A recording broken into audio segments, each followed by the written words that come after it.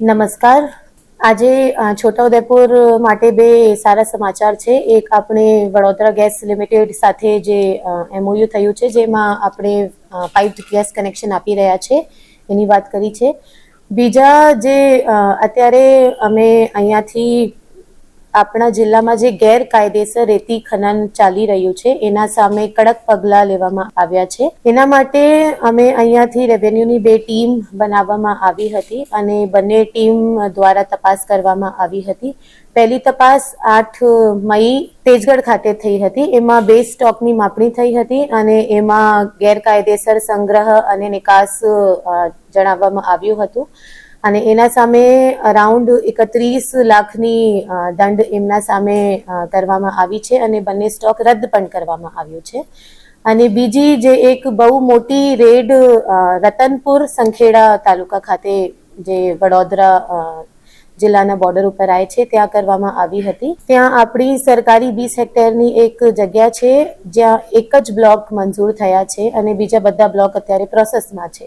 ત્યાં જે અમારી સ્પેશિયલ રેવન્યુની ટીમ હતી, એમાં એસડીએમ છોટાઉદેપુર મુસ્કાન, ડીએસઓ એને વસાવા અને ડેપ્યુટી મામલતદાર રવિ પડિયાર, ત્રણેયની ટીમ આપણે બનાવી હતી અને એમને 3 દિવસ સતત ત્યાં તપાસ કરાઈ અને સર્વે કરાયું, બધી માપણી થઈ અને એમાં સામે આવ્યા આશરે 3.94 એટલે 3,94,000 મેટ્રિક ટન જેટલી ગેરકાયદેસર રેતી ખનન થઈ છે અને એના ટોટલ દંડ આશરે 13 કરોડ 32 લાખ જેવા આવે છે, જે વસૂલાત કરવાની કામગીરી અત્યારે હાથ ધરવામાં આવી છે અને એના સામે એક પોલીસ ફરિયાદ પણ કરવામાં આવી છે, મશીનો સીઝ પણ કરવામાં આવી છે।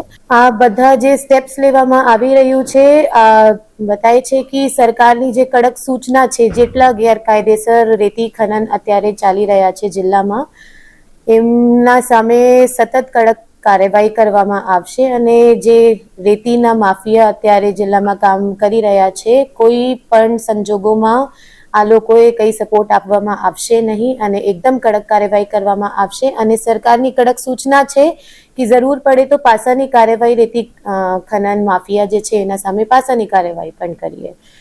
જે આપણા જિલ્લાની ધરોહર ઓરસંગ નદી છે, એ આપણા જિલ્લા માટે અને પર્યાવરણ માટે પણ ખૂબ જ જરૂરી છે।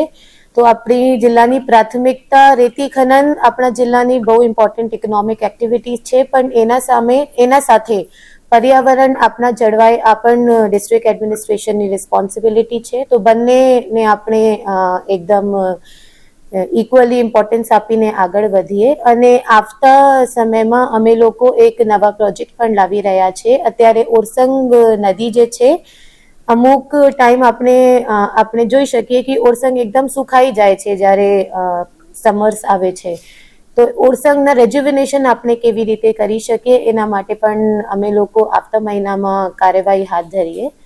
તો હું બધાને પ્રેસ મારફતે બધા જેટલા રેતી ખનન માફિયા કામ કરી રહ્યા છે, ગેરકાયદેસર એક્ટિવિટીઝમાં જેટલા લોકો સંકળાયેલા છે, એમને કડક સૂચના આપવા માંગુ છું કે જેટલા એવી રીતના કામો ચાલી રહ્યા છે, ખરેખર બંધ કરવામાં આવશે, અધરવાઇઝ ડિસ્ટ્રિક્ટ એડમિનિસ્ટ્રેશન એના સામે એકદમ કડક કાર્યવાહી કરશે।